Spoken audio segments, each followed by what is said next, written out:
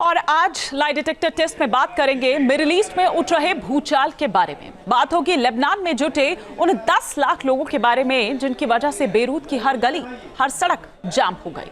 बात होगी 23 साल बाद वेस्ट बैंक में नेतन्याहू के उस प्लान के बारे में जिसकी वजह से पूरे मिडिल ईस्ट में खौफ पसरा है। मिडिल ईस्ट में इस वक्त हालात कैसे हैं, एक एक डिटेल इस रिपोर्ट में देखिए। मिडिल ईस्ट में नेतन्याहू का प्लान खलीफा का सच।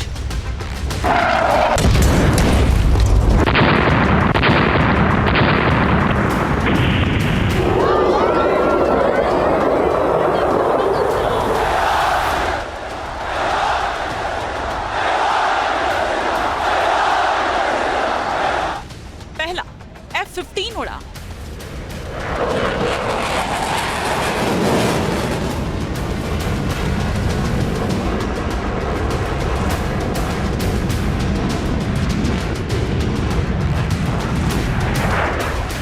दूसरा F-15 लड़ाकू विमान ने आसमान में भरी हुंकार।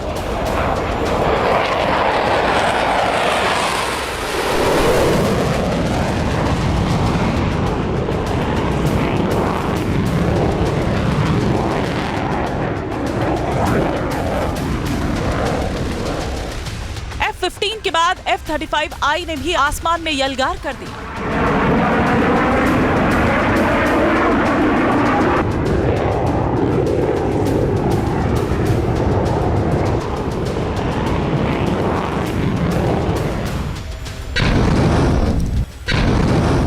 वो एक नहीं, 2 F-35I आसमान का सीना चीर रहे थे। आसमान में इजरायली लड़ाकू विमान की उड़ान से लेबनान और ईरान की नींद उड़ गई।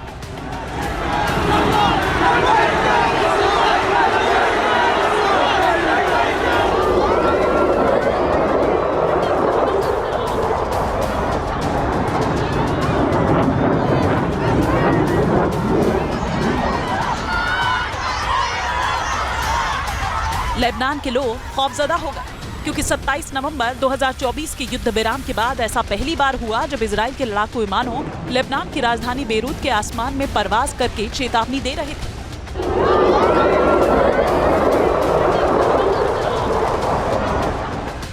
ये घटना ऐसे वक्त में हुई जब बेरूत की सड़कों पर हुजूम उमड़ा था। करीब 10 लाख लोग नसरुल्लाह को सुपुर्दे खाक करने के लिए इकट्ठा हुए थे, जिसको इन तस्वीरों के जरिए समझा जा सकता है।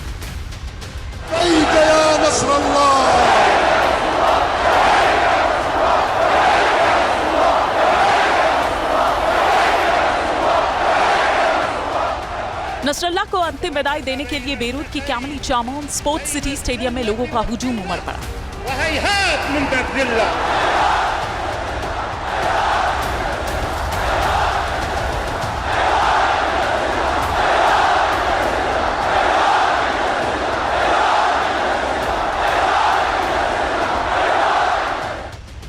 नसरुल्लाह का सुपुर्दे खाक उसकी मौत के 5 महीने बाद किया।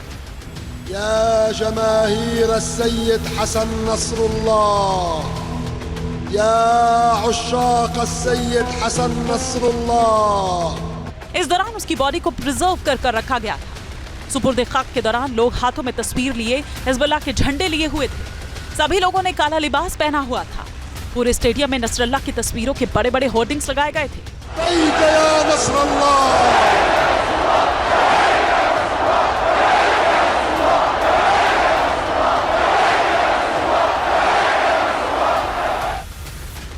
नसरुल्लाह के साथ उसके चचेरे भाई और उत्तराधिकारी हाशिम सफीउद्दीन का भी अंतिम संस्कार किया गया। नसरुल्लाह की मौत के कुछ दिन बाद हाशिम बेरूत के एक उपनगर में इजरायली हवाई हमले में मारा गया था।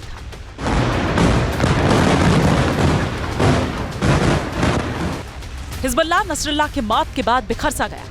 उसके लड़ाकों की सांसें टूटने लगी। यही वजह है कि उनको फिर से जोड़ने के लिए नसरुल्लाह के सुपुर्दे खाक कार्यक्रम इतना बड़ा किया गया, भले ही इसके लिए 5 महीनों का इंतजार करना पड़ा।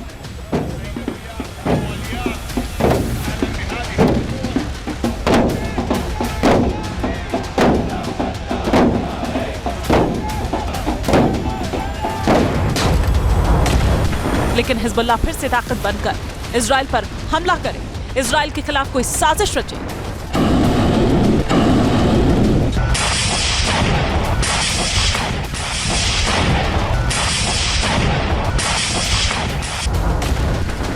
इसको काउंटर करने के लिए नेतन्याहू की सेना तैयार है, जिसका नमूना भी इजराइल ने लेबनान को दिखा दिया। जिस वक्त बेरूत में हिजबुल्लाह सुपुर्द खाक हो रहा था, उसी वक्त इजराइल ने बेरूत के आसमान को लड़ाकू विमानों की गर्जना से चीर दिया।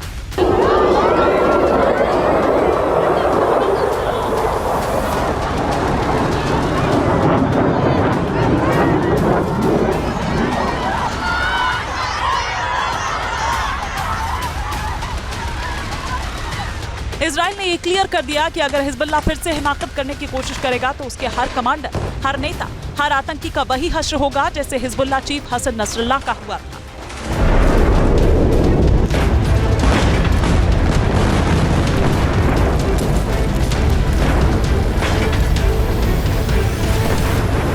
जब हसन नसरुल्लाह की अंतिम विदाई हो रही थी, उसी वक्त इजराइल की एयरफोर्स ने ऑपरेशन नसरुल्लाह को अंजाम दिया।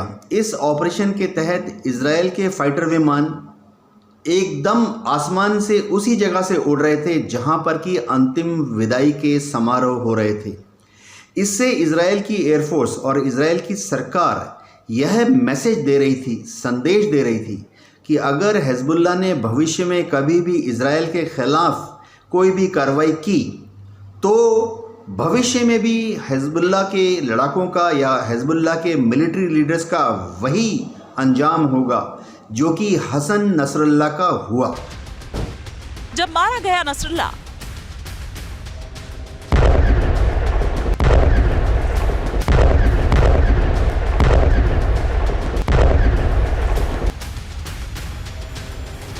ये तस्वीरें उस वक्त की है जब हसन नसरुल्लाह को इजराइल ने मौत के घाट उतारा था। नसरुल्लाह 27 सितंबर 2024 को मारा गया था और अब इजराइल ने वो वीडियो जारी किया जब नसरुल्लाह पर आसमान से बमबारी हुई थी। जब नसरुल्लाह मारा गया था तब ये दावा किया गया था कि बेरूत की धरती हिल गई थी, कई किलोमीटर के एरिया में बिल्डिंग्स हिलने लगी थी।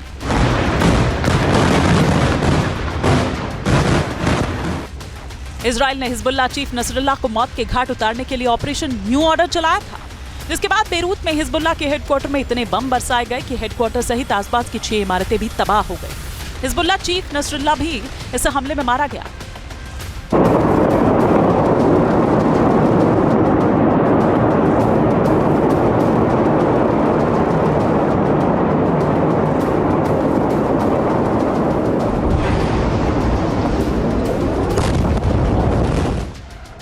तब दावा किया गया था कि इजरायली फोर्स ने हिजबुल्लाह को मारने के लिए MK-84 बम गिराया था। वो भी 1-2 नहीं बल्कि 80 बम बेरूत पर बरसाए थे। इसके लिए इजरायली फोर्स ने F-15I फाइटर प्लेन का इस्तेमाल किया था।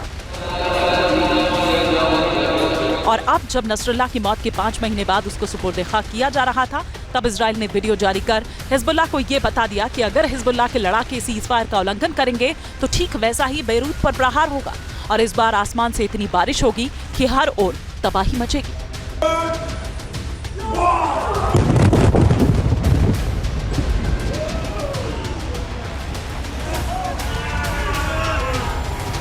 इजरायली फोर्स हिजबुल्लाह को डरा भी रही है, धमका भी रही है, हमला भी कर रही है।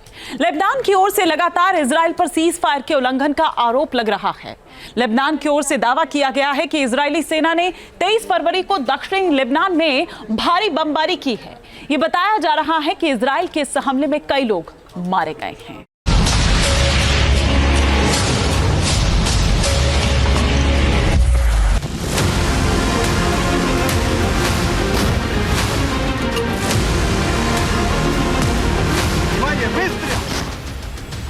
इजराइल की ओर से हमला तब किया गया जब हिजबुल्लाह के 7 महीनों से चल रहा संघर्ष समाप्त होने के बाद सीज फायर लागू हो गया। लेबनान की सरकारी न्यूज एजेंसी के मुताबिक इजराइल ने 23 फरवरी को हमला सुबह 9 बजे के करीब किया था। इजराइल ने हमले के लिए लड़ाकू विमान का इस्तेमाल किया था।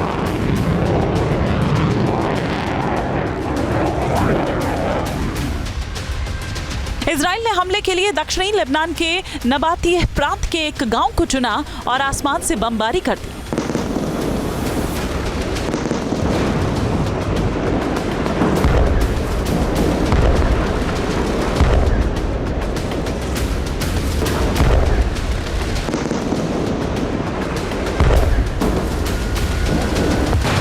इजराइल पर लेबनान की ओर से लगातार सीज फायर के उल्लंघन का इल्जाम लग रहा है। 27 नवंबर 2024 को इजराइल और हिजबुल्लाह के बीच सीज फायर समझौता हुआ था।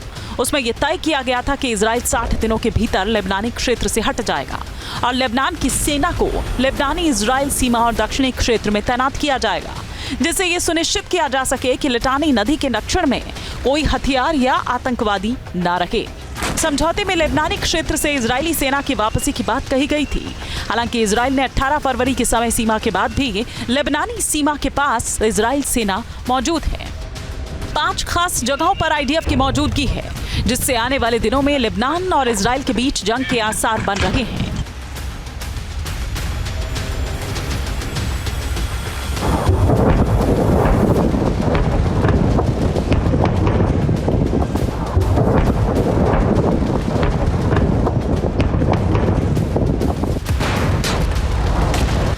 क्या दक्षिणी लेबनान का मोर्चा फिर खुलेगा?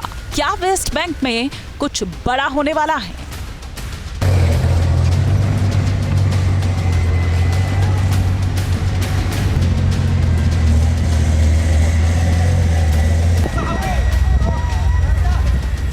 इजराइल के कब्जे वाले वेस्ट बैंक से जो तस्वीरें सामने आ रही है वो दुनिया को डरा रही हैं, क्योंकि करीब 23 साल के बाद इजराइल की टैंक वेस्ट बैंक में घुस चुकी है।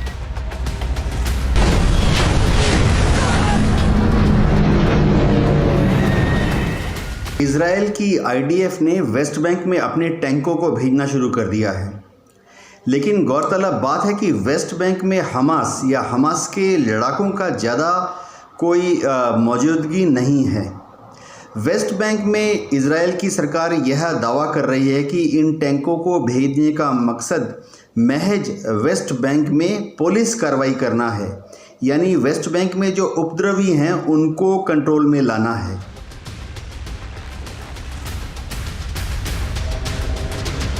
इजराइल फोर्स ने वेस्ट बैंक में 1-2 टैंक नहीं बल्कि पूरी डिवीजन को उतार दिया है और टैंक की एक डिवीजन में करीब 40 से 60 टैंक्स होते हैं। इससे पहले 2002 में वेस्ट बैंक में इजराइल ने टैंकों की तैनाती की थी और उसके बाद जेनिन में पिछले कई वर्षों से इजराइल के खिलाफ सशस्त्र संघर्ष होते रहे हैं।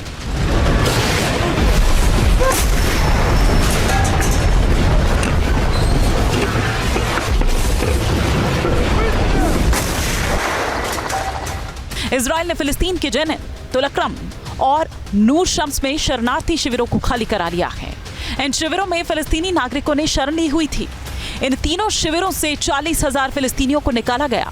इजराइल ने इन्हें 21 जनवरी से निकालना शुरू कर दिया था। 1967 की इजराइल अरब जंग के बाद पहली बार इतनी बड़ी संख्या में फिलिस्तीनी नागरिक विस्थापित हुए हैं। 58 वर्षों से इजराइल का वेस्ट बैंक पर कब्जा है। जॉर्डन के पश्चिम और यरूशलेम के पूरब में स्थित है वेस्ट बैंक।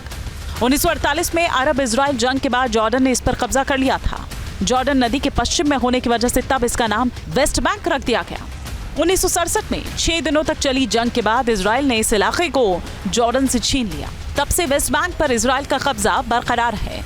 इस इलाके में 30 लाख से ज्यादा लोग रहते हैं। इसमें ज्यादातर फिलिस्तीनी हैं। इजराइल ने वेस्ट बैंक पर कब्जे के बाद कई यहूदी बस्तियां भी बसाई। अब सबसे बड़ा सवाल तो यही है कि आखिर 23 साल के बाद इजराइल ने वेस्ट बैंक में टैंक क्यों भेजा?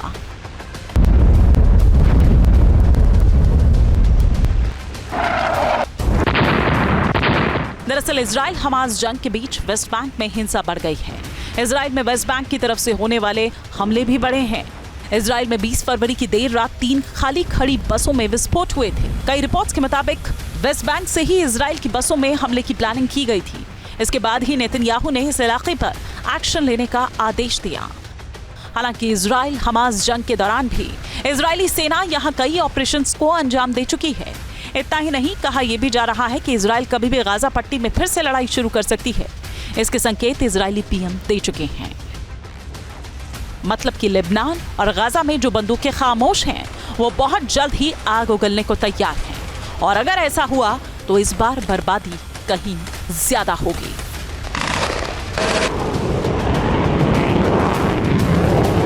Team news nation. News nation अब व्हाट्सएप पर खबरों के ताजा अपडेट के लिए न्यूज़ नेशन के इस क्यूआर कोड को स्कैन करें।